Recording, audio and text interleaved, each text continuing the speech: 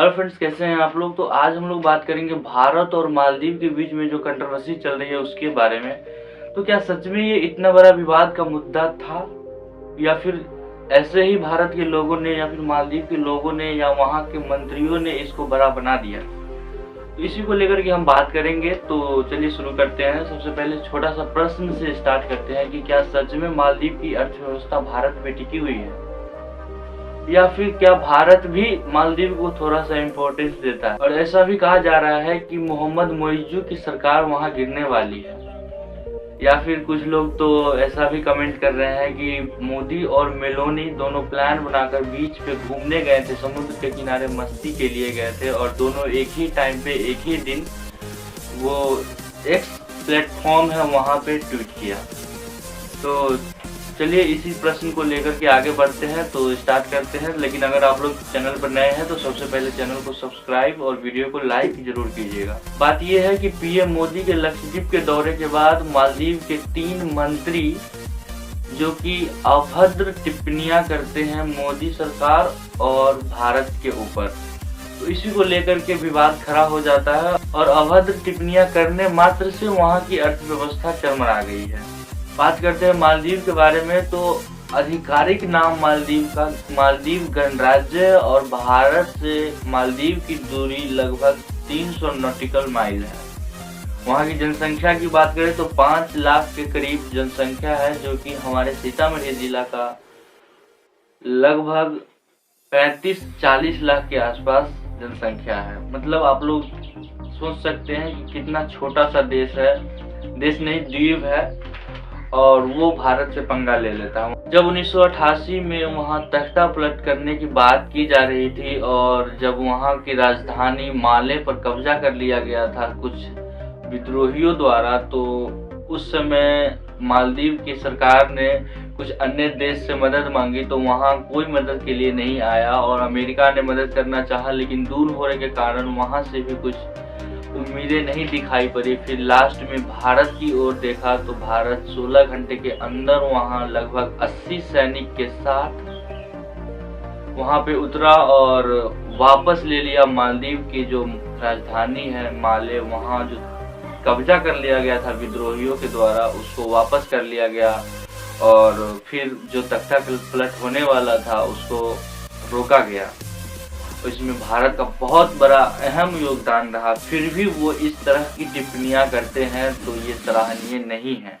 बात करते हैं वहाँ की अर्थव्यवस्था के बारे में। तो लगभग 40% अर्थव्यवस्था पर्यटन पर टिकी हुई है और अधिकांश जो घुमंतु होते हैं वो भारत के होते हैं, वहाँ घूमने के लिए जाते हैं। वहाँ यहाँ के सेलिब्रिटीज, क्रिकेटर, जो भी बड़ी बड़ी हस्तियां हैं वो सब वहाँ छुट्टियां मनाने जाते हैं मालदीव, और वहाँ इसी वजह से वहाँ जो है 40% लगभग अर्थव्यवस्था पर्यटन पर टिकी हुई है। और पर्यटन के अलावा किसी अन्य रोजगार जो पर्यटन से जुड़ी हुई है वो जो है लगभग मिलाकर के 60% चली जाती है। लेकिन इनडायरेक्ट वे में, डायरेक्ट वे में 40% है और इनडायरेक्ट वे में देखें जो भी पर्यटन से जुड़ी हुई रोजगार है वो मिला करके 60% हो जाता है। बात करते कितने पर्यटन भारत से वहाँ कितने लोग यहाँ से घूमने के लिए गए भारत से मालदीव।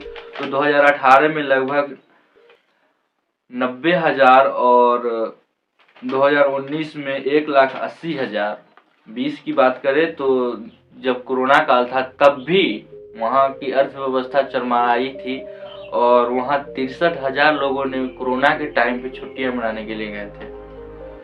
वहीं 2021 की बात करें तो 2,91,000, 2022 की बात करें तो 2,41,000 और 2023 की बात करें तो 1,91,000, जो कि नवंबर दिसंबर तक का है।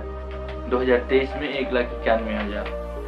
इससे आप लोग अंदाजा लगा सकते हैं कितनी बड़ी अर्थव्यवस्था का हिस्सा भारत से उसको जा रहा है। और जब 2023 में चुनाव था तो पीपल्स नेशनल कांग्रेस पार्टी के अध्यक्ष मोहम्मद मोइजू इंडिया आउट का नारा लगाते हुए चुनाव जीता और वहां के राष्ट्रपति बने। और वो एक चीनी के समर्थन में है और इंडिया के विरोध में कार्य करते हैं। इसीलिए शायद 2 और 3 जनवरी को पीएम मोदी लक्षद्वीप के दौरे पर जाते हैं और वहाँ कुछ तस्वीरें और वीडियोस वगैरह शूट किए जाते हैं और वो सोशल मीडिया पर पोस्ट किया जाता है। उसी को लेकर के वहाँ के मंत्रियों ने अभद्र टिप्पणियाँ और कुछ इधर उधर की बातें कही। इसको लेकर के भारत के लोगों को सहन नहीं हुआ तो बाइकॉट मालदीव हैशटैग ट्रेंड करने लगा। तो ये इतनी बड़ी बात नहीं है, फिर भी इसको बड़ा बना दिया गया है। हम अपना लक्षद्वीप को बेहतर बनाना चाहते हैं और वहाँ की पर्यटन व्यवस्था को सुधारना चाहते हैं। इसको लेकर के हमने वहाँ लगभग 1200 करोड़ रुपए की इन्वेस्टमेंट किया है। तो यही थी भारत और मालदीव के बीच में झगड़े की बात। और वो जो मोदी मिलोनी वाला बात है वो कहीं से भी कुछ इसका प्रमाण नहीं मिलता है।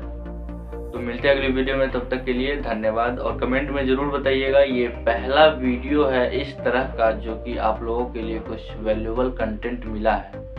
तो चलिए मिलते हैं अगली वीडियो में, तब तक के लिए धन्यवाद।